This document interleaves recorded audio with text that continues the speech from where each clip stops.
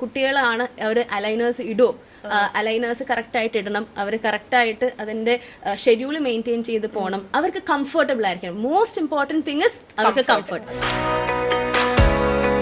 നമ്മൾ എന്തൊക്കെ ചെയ്തു കൊടുത്താലും കംഫർട്ട് ഇല്ലെങ്കിൽ the child will not wear it. പിന്നെ ഇന്നിപ്പോ പണ്ട് ഇപ്പൊ നമ്മളുടെയൊക്കെ സമയത്താണെങ്കിൽ പാരന്റ്സ് വിൽ ബി ലൈക്ക് ഞാൻ ഇത്ര ഇത് ചെയ്തിട്ട് വാങ്ങിയതാണ് നീ ഇടണം എന്ന് പറഞ്ഞ് പിന്നാലെ നടന്ന് ചെയ്യിക്കും. ഇപ്പൊ അങ്ങനെയല്ല, കുട്ടിക്ക് കംഫർട്ട് അല്ലെങ്കിൽ പാരന്റ്സ് ആർ ഓൾസോ ലൈക്ക് ഇല്ല അവർക്ക് അത് പറ്റുന്നില്ല, അത് ചെയ്യണം. That is so true. നമ്മുടെ പഴയ കാലം പോലെയല്ല ഇന്നത്തെ കുട്ടികളെ.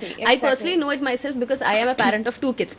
ഇന്നത്തെ കുട്ടികളിൽ നമ്മൾ ദിസ് ഇസ് കംഫർട്ടബിൾ എന്ന് നമ്മൾ അവരുടെ അടുത്ത് പറഞ്ഞു കഴിഞ്ഞാലും only if it is comfortable for them will they wear it. And Invisalign is such an aligner, it is so comfortable. ചെറുതായിട്ട് പല്ലൊന്ന് ചെറുതായി പൊന്തിയിട്ടുണ്ടെന്നുണ്ടെങ്കിലും ചെറുതായിട്ട് നിരതെറ്റിയിട്ടുണ്ടെങ്കിലും ചിരിക്കാതിരിക്കുക.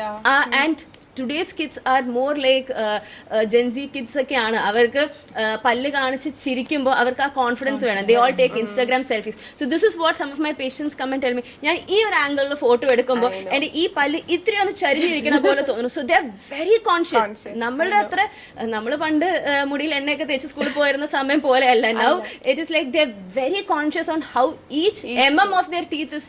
Exactly like ഇന്ന് നമുക്ക് വന്ന പേഷ്യന്റിന്റെ പോലെ തന്നെ when we were looking നമുക്ക് അങ്ങനെ മേജർ ആയിട്ട് ഒരു കാര്യം കാണുന്നില്ല. But the child was particularly seeing ആ ഒരു പല്ല് തിരിഞ്ഞിരിക്കുന്നുണ്ട്. That's what she needs to.